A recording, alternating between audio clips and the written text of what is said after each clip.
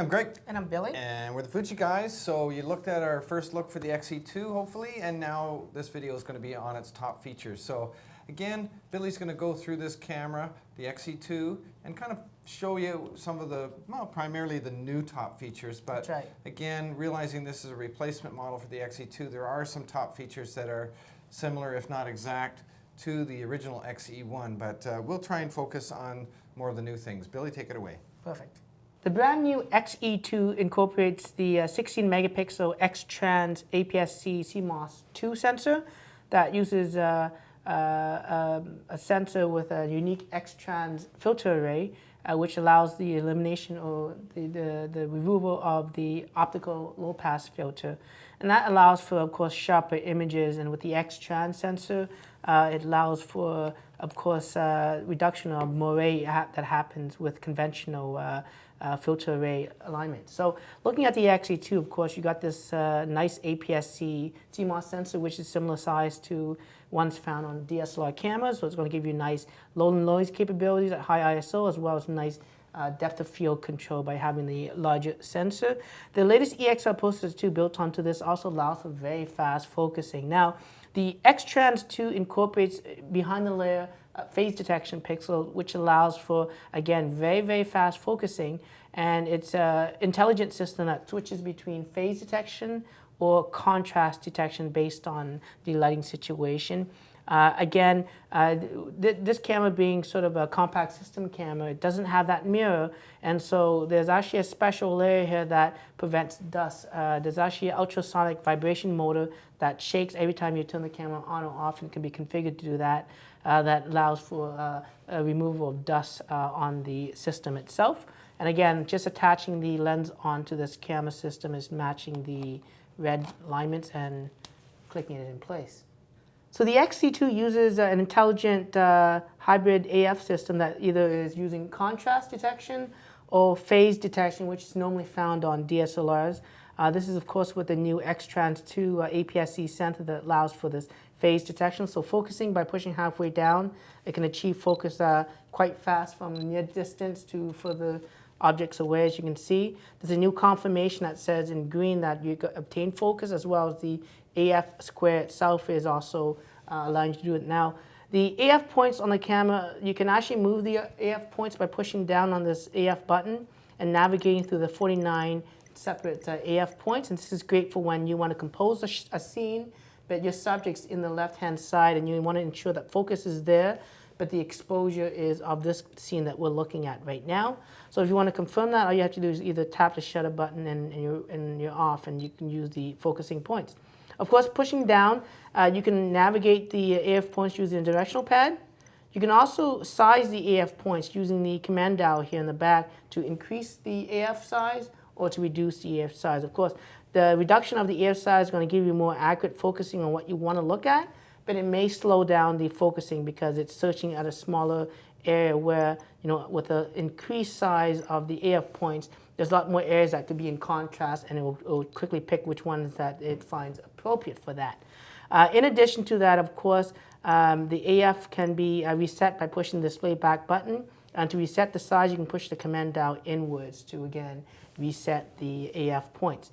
Atop from autofocus, of course, you can change the different focusing mechanism by, of course, going into the Q menu on top there, and of course changing the AF selection from autofocus to area autofocus to the movement focus that we had earlier. So in this particular situation right here, it's going to use contrast, and the focus point is going to move to where it thinks it finds focusing. In addition to that, you also got face detection. If you go into the menu, you can scroll down and you can enable the face detection feature on this camera as well. So if I turn that on, of course now if it detects subject in the scene, it's going to bring up a square, it's going to autofocus there. So it's going to be great for putting on a tripod to do some self-portraits of the family, or if maybe you are casually visiting an area and you want someone to take a photo of you, It's going to make it easier to ensure that they obtain focus on the subjects. Again, turning off face detection could be through the menu, and of course you could configure that as one of these extra function buttons there. Let's take a look at the manual focus on this camera. So I'm going to change the autofocus back just to the center focus. And on the front of the camera, you have different selectors. You have continuous autofocus as well as manual focus. So let's take a look at the manual focus quickly. As you can see, the AF square can be moved as well. And as you rotate the manual focus ring on the front of the camera, you can, of course, adjust the focusing as is. Pushing the command dial inwards will enlarge it. And I guess rotating it will give you different magnification factors. So as I adjust the focus, as you can see, you see that the focus does adjust.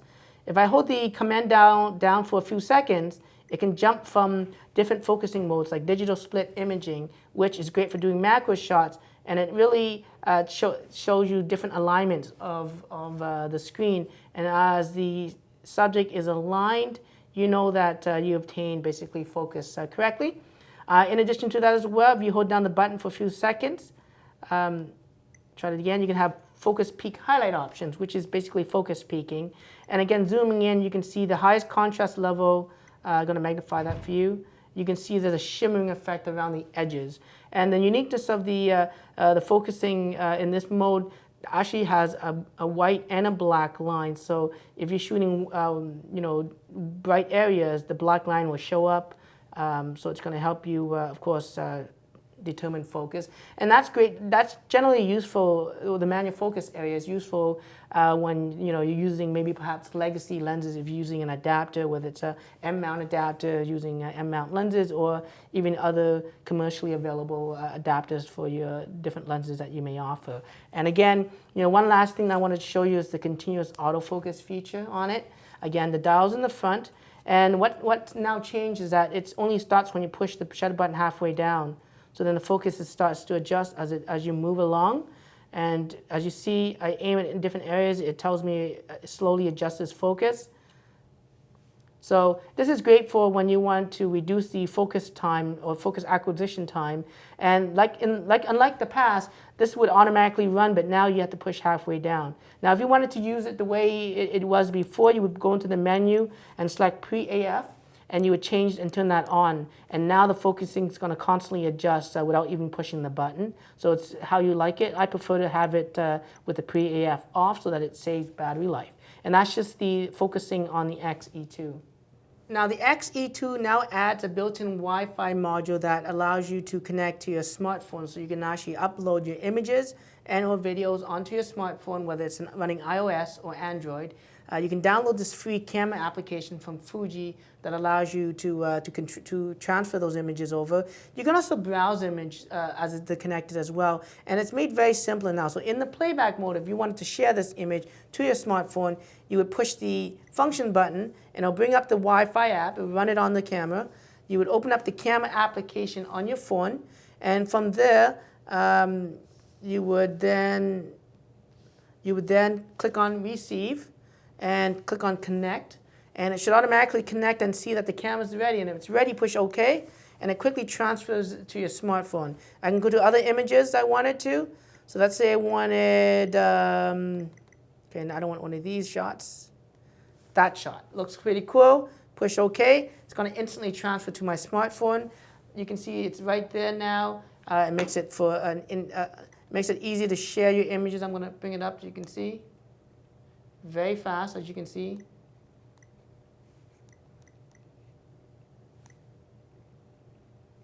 And of course, you can do things like browse the camera as well. So let's see if I can show you that on this video. So again, I'm going to push the Wi-Fi button. I'm going to exit the app. I'm going to select browse the camera from my smartphone, and it's going to look for the camera again to connect. Again, no configuration whatsoever. If it's the very first time you connected, you may have to connect to the camera via the network setting on your camera first. But as you can see there, it now sees the image that's being found on the camera itself. I can browse the image as I like that's on it. I can select which image I want to be transferred, so I can select that image, and then I can actually input those images onto my smartphone here, and you can see the image is automatically transferred and it's that quick. So the Wi-Fi functionality on this cam is quite nice. And looking at my camera rolls, of course, here are the images that are being captured. So again, that's just a quick look at the Wi-Fi connectivity.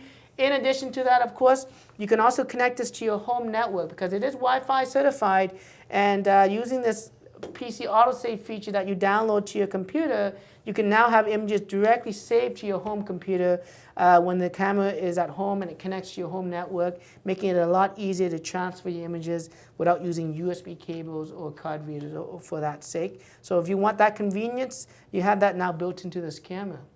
The X-E2 is a refinement of the X-E1 camera, so you have an electronic viewfinder as well as an LCD screen. The LCD screen now is a 3-inch, over 1 million dot pixel resolution, so it's a lot clearer than the 460K that was found on the X-E1. Also, the EVF has been improved, not necessarily in resolution. It still uses the 2.3 million organic LED display with a built-in eye sensor, of course, but it has a faster refresh rate. So when you use the EVF now, you can see right there, it's going to have a much faster refresh rate without the lag that you have in the past with the X-E1, even in low light situations. So this is great new add-on for, especially if you use the EVF a lot like I do. The eye sensor, of course, is built into the camera that can switch between the viewfinder or the LCD screen. There's a diopter adjustment here to adjust for eyeglass wearers if you to make it more comfortable for you, as you can see. And if you don't like the eye sensor switching on and off for you, you can go into the menu, and if we look down and scroll down until you see the option to change that. Let's see if I can see that in the menu, because there's no longer a button for it anymore. It's probably in the setup. So I'm going to go down till I see the, oops, there we go. Screen setup perhaps, and we have the, nope, let's go down a little further to the EVF LCD settings. So if you're in that menu, you have a couple of options. You have the standard eye sensor that switches between the LCD and the EVF. You have an LCD only, you have an EVF only, and you have this new mode, which I'm going to show you, called EVF only with the eye sensor. And what that actually does is turn off the LCD screen completely. And even the EVF is turned off unless your eyes are placed to it. So as you can see here, everything's off until you stick your eyes to the viewfinder and it switches to the EVF. And that's going to save a lot of battery life. And this is a feature I like because I carry this around and you want to leave the camera on because it's ready to shoot, but the batteries are not going to be eaten up a lot because both the LCD screens are turned off on this. So I really like that feature. I'm going to go into the menu again, and I'm going to change that feature off. So I'm going to go back into the setup and change it back just to the standard eye sensor so that you can obviously see what I'm doing right here. And this is really that. Now, if you look at the LCD screen or the EVF, using the display back button can toggle through the different display options. Some of the things have changed now. If you push display back, you got the standard mode, you have off, which means all the information is completely off. If you tap the shutter button, the information shows up briefly so you know what the settings are, but leaving it alone, it goes off. You have a custom mode that you can actually configure the grid lines, the horizon level, histogram, whatever you want. Going to the menu again, you would scroll down until you see the display custom setting options, and from there you can turn off things like the framing grid lines, AF distant indicated if you want. You can turn off even the histogram, right? So if I go back now, the histogram's gone, the framing guidelines gone, and the AF distance is gone if you want to get rid of those screens. So I like having that custom mode. I actually shoot like this all the time with the horizon level to ensure that my subject is perfectly leveled with the horizon, of course.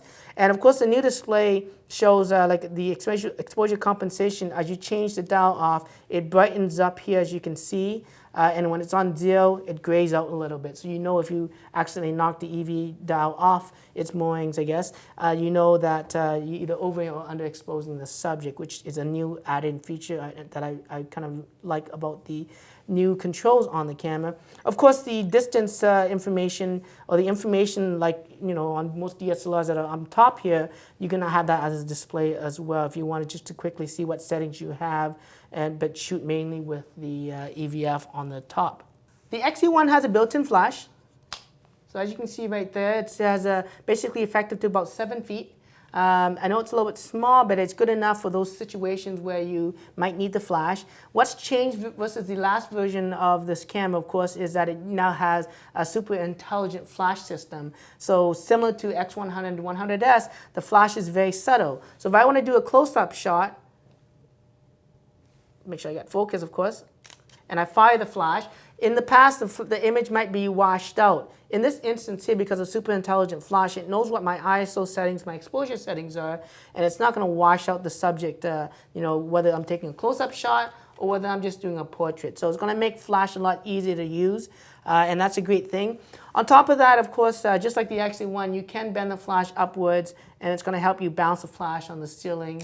You know, let me force the flash, of course, just to make sure that that's the case. And I'm going to bounce the flash up. The flash goes off, but again, I'm going to be able to get that nice subtle look to it. And I love having the ability to do that, of course, on this camera. The X-E2 has also added a new full HD video that offers 60 frames a second. The X-E1 originally was a slower frame rate. You can also configure it, of course, to record at 30 frames a second as well, so you can have the choice of the two. The 60 frames a second, it's going to allow you, of course, for a smoother, more fluid motion, and it's great for when you want to slow down, you know, when you're doing post-editing via the video option, of course, on the camera. So setting the video mode, of course, you can go push the drive button, select the video, and then push the shutter button to start the recording. The autofocus will work. You can enable the face detection function on this camera too to help to adjust when a subject is located. As you can see right there, a green box shows up, and it's going to adjust focus automatically as well. During the video recording, it's going to take into account, of course, the exposure compensation dial. If I actually change the dial, it will brighten up the scene during the recording process. If I darken it down, it will also adjust as well. As far as movie controls go with this camera, it is limited. You do have the ability to adjust the aperture prior to shooting the video. You have the ability to set the focus to manual focus instead, which I would prefer. So during the video, as I adjust the focus, as you can see, I can pull focus from the foreground to the background easily by doing manual focus, and it's going to keep the camera very quiet because you know, you're not hearing the autofocus mode constantly adjust as the scene changes. So that's a nice addition to it. There's also input for, you know, an external microphone. You can use our microphone that fits on the hot shoe that connects to the connector right here. Or you can use some optional microphones that are out there. It's a 2.5 millimeter plug, so you might need an adapter from a 3.5 to 2.5 in order to work it. In the menu, you can configure the mic level adjustments, as you can see right here. The decibel levels, of course, is 12 decibel when it's actually between that yellow and the gray. Which the mic looks good. You can adjust the white balance prior to the shooting. You can also change the film simulation mode. So instead of shooting in standard, you can shoot in Velvia or even do a black and white video if you wanted to do that. So as you can see here, here's a black and white video right off the camera. Going back into the settings of the camera and turning it back to the standard, or I guess the Provia, which is standard there. You can, of course, change the custom displays. You can turn off, obviously, image stabilization if your lens has it. You can also turn it off through the lens, depending on the lens that you have, of course.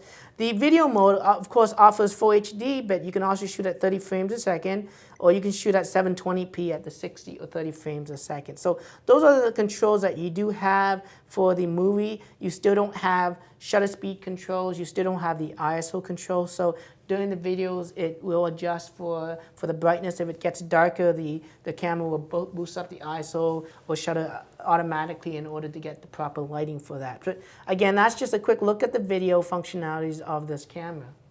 The X-E2 now uses face detection if you wanted to enable that. that can, of course, aside from using the autofocus points, can detect subjects in the scene. To enable that, again, you go into the menu and you scroll down until you see the option for face detection.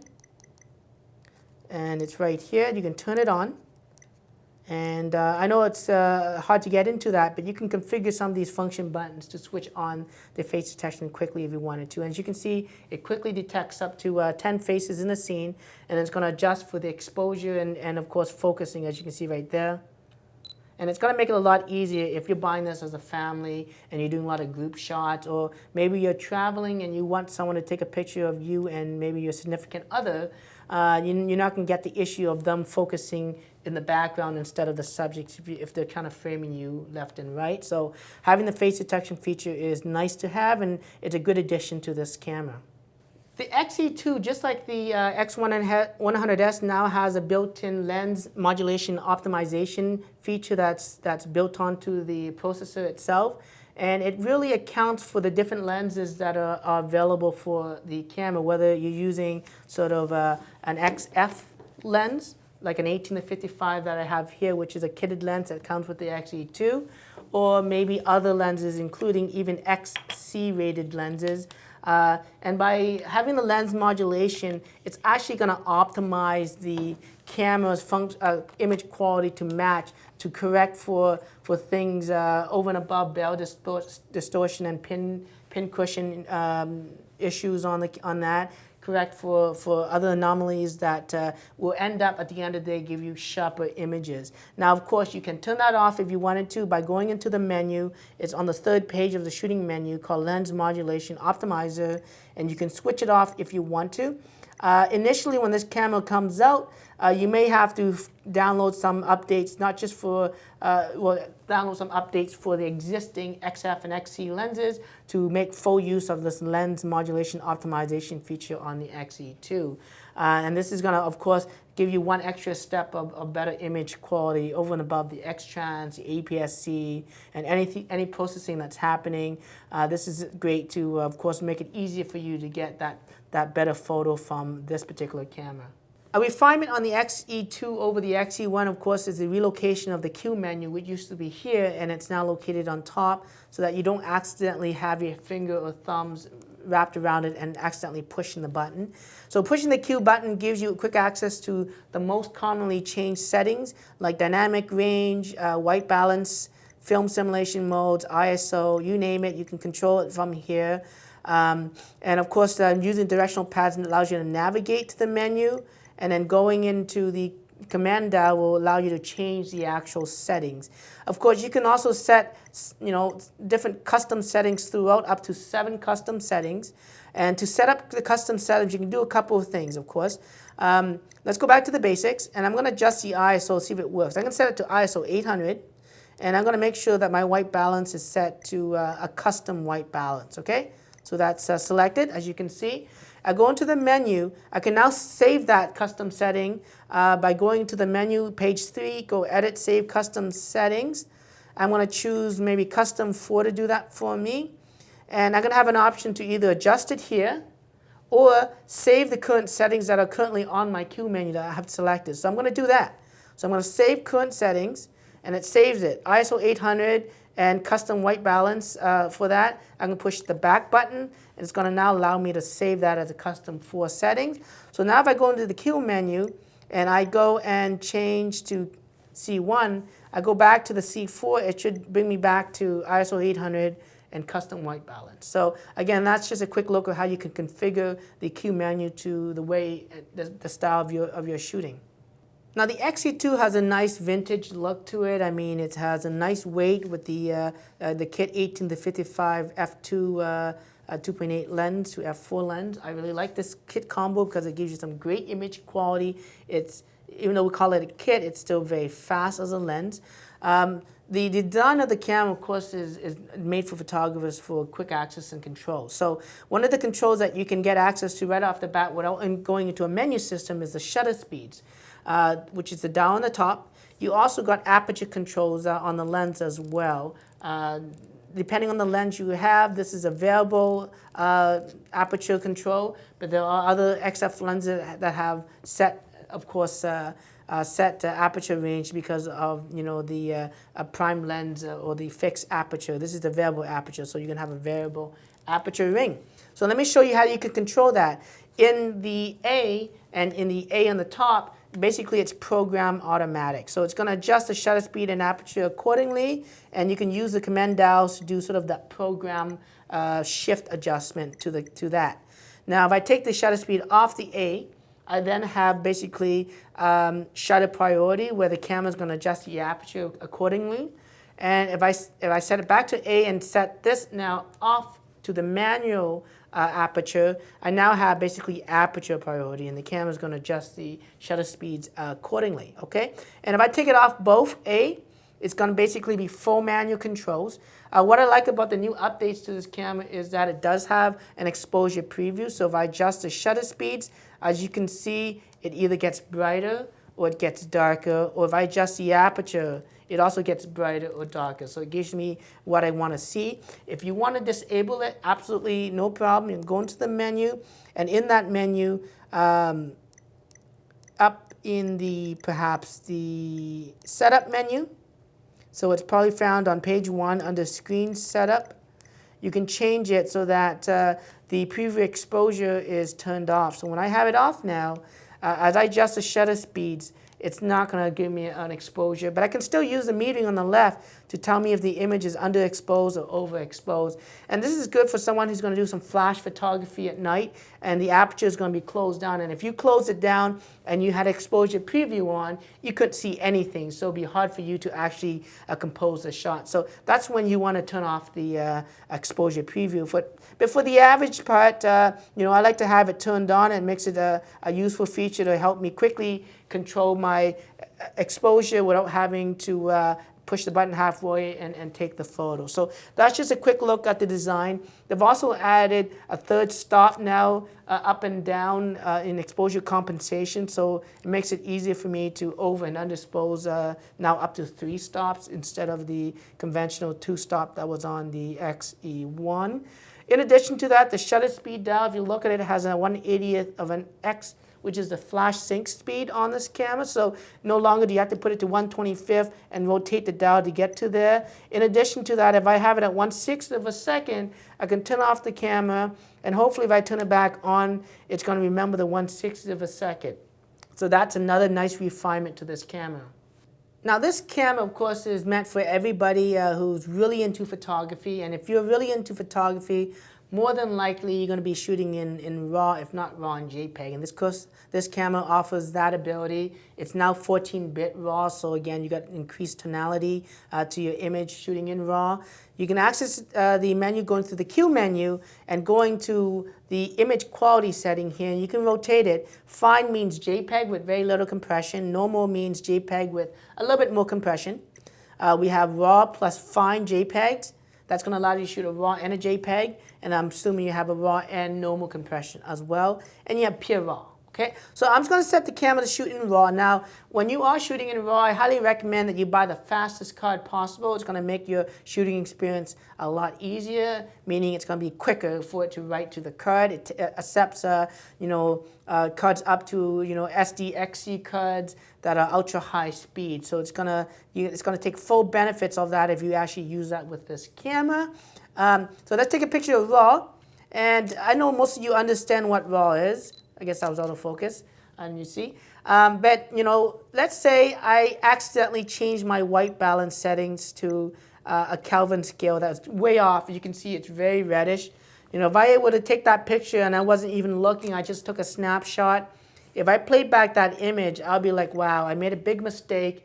If this was shot in JPEG, it would be a lot difficult to correct the color on this, and that is one of the key benefits of RAW. Now, I can also go into the menu of this camera and convert that RAW file so it creates that JPEG image that is proper. And I've also noticed another thing.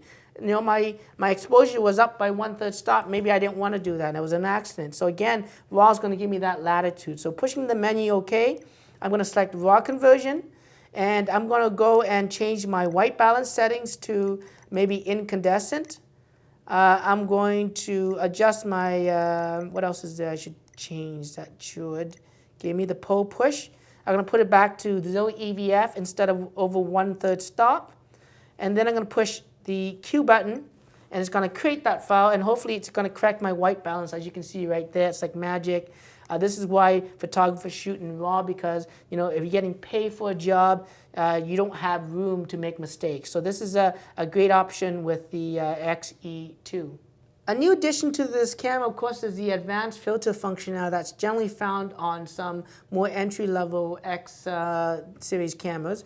To access that, of course, you go into the drive menu again, and this is where I think you should be able to select things like the panoramic mode to multi-exposure, but also the advanced filter effects. So here's an advanced filter effect called Toy Camera that gives you a little bit of vignetting on the edge. It also gives you that more vintage look to the image. So again, the great thing about this feature is that it gives you a live preview, so you know exactly what the image is going to be captured, and as you can see, it looks like that. There's different effects that you can go through by pushing the left button here. You can navigate through things like the miniature effect that blurs the top and the bottom, pop color, high key, which is very bright, low key for dark scenes, I guess, dynamic tone, soft focus if you wanted to mimic a little bit of Vaseline in front of the lens. When you're doing portrait shots, as you can see there, it gives you a nice glow to the image, which is kind of nice. And yes, this is something that you can do in Photoshop, but for some people, especially with the built-in Wi-Fi, you can do these effects on the camera and upload it to your social media sites instantly without having to use any software. So again, going down to the other options, you got things like partial color that isolates one color from the scene. In this instance here, the Etch-a-Sketch is in red, and everything else is monochrome, as you can see right there. Again, you get a live preview. You know exactly what you're doing. Now, sure, as a professional photographer, why do I care about this? And maybe you don't. But, maybe as a family person like me, I'm going to the pumpkin patch. I want to isolate all the pumpkins from my picture. It's a nice, cool effect that you can do. Again, you can select things like orange, yellow, green, blue, purple. In blue here, as you can see, the camera shows up in blue. Everything else is in the monochrome color. And again, you get a live preview, so you know exactly what you're shooting. I really like this feature. It's a fun feature to have on this camera, even though, this is for someone who's really into photography. I like these quick features so that I can upload it to, my Facebook page. Now, there's some cool creative things you can do with this camera. I talked maybe earlier about the advanced filter effects that you can do. There's also things like, of course, the panoramic mode. So again, pushing the drive button, you can navigate to a motion panorama that allows you to take a snapshot and then basically stitch the scene automatically. Of course, you don't want to do it like how I do it, but you know what? Surprisingly, the camera does a very good job of actually taking this scene. I can push down, and as you can see there, I get a nice smooth preview of the scene. And you know what? I did a great job. I'm surprised, and I wasn't even trying. In addition to that, of course, if you push the drive button again through the advanced, you can select things like multi-exposure that allows you to superimpose one picture over another. And again, here's a shot I've taken. It does give me a ghost image of the next shot. And maybe if I zoom in on the subject and I want to make the lens his eyes, perhaps, I can focus first, take my shot. And now it's going to superimpose those two images together. And again, I have this multi-exposure. Of course, you can be a lot more creative and do really cool things. I've seen people on the internet with some incredible multi-exposure shots that are quite stunning, and it's going to save you time from doing this on Photoshop. Let's take a look at the bracketing modes on this camera. Again, you access through the drive button, and as you go down, you can see there's different shooting modes, like high-speed shooting that fires a bunch of shots,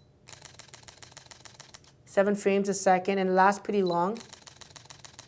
So it takes away the guesswork of doing action shots.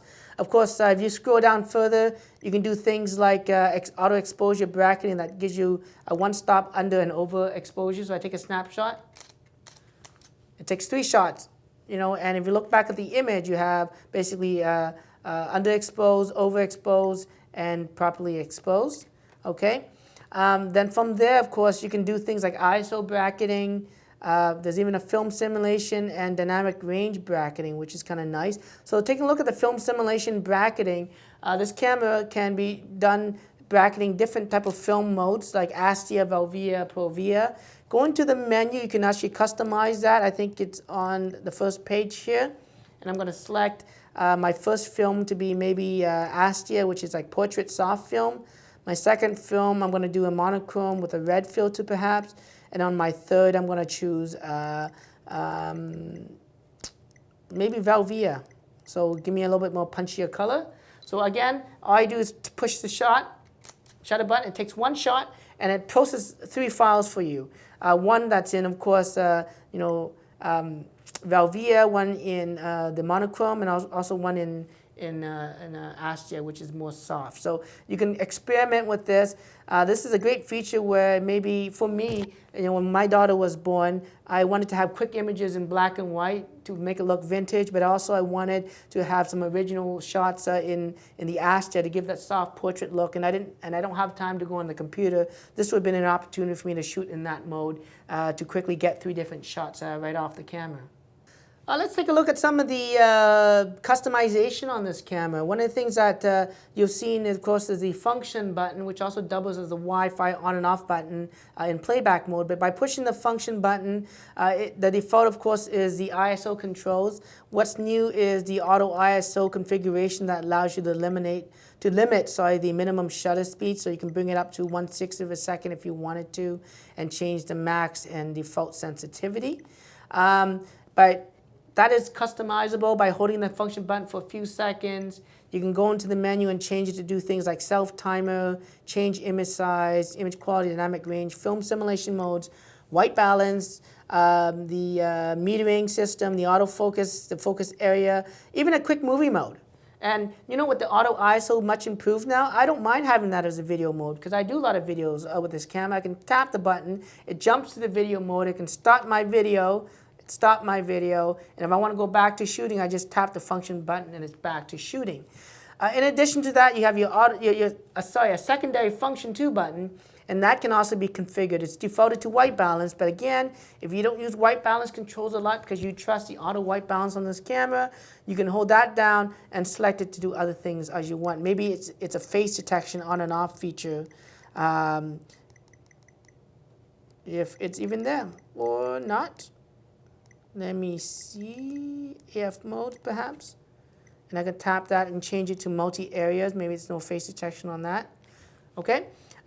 In addition, the auto exposure button is your metering, but you can also configure that as well by holding down the button for a few seconds, and you can set it to whatever you like. So that's 3 customizable buttons. The last button, of course, is the autofocus button, which moves the autofocus points on the camera. Of course, I got to change the focusing back to normal in order for me to move the autofocus. 49 different points, as you can see right there.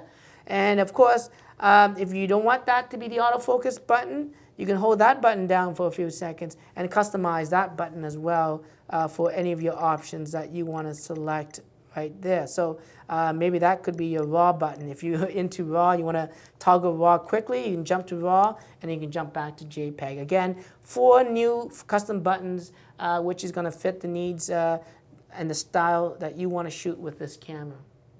Okay, thank you. So again, there's a lot more to read on the book than its cover. And inside this camera, there's a lot of changes, a lot of great improvements. I can see a lot more professionals now continuing to gravitate wedding portrait photographers. You know, the fact that this camera is so quiet, so small, the lenses are so good. We're really going to see, I think, a lot of migration of people away from the DSLRs over to this brand new X-E2. Billy, thank you very much. You're welcome. Please check out all our other videos by subscribing to our YouTube channel at Fuji Guys and follow this guy on Twitter. Till next video, I'm Greg. And I'm Billy. And we're the Fuji Guys.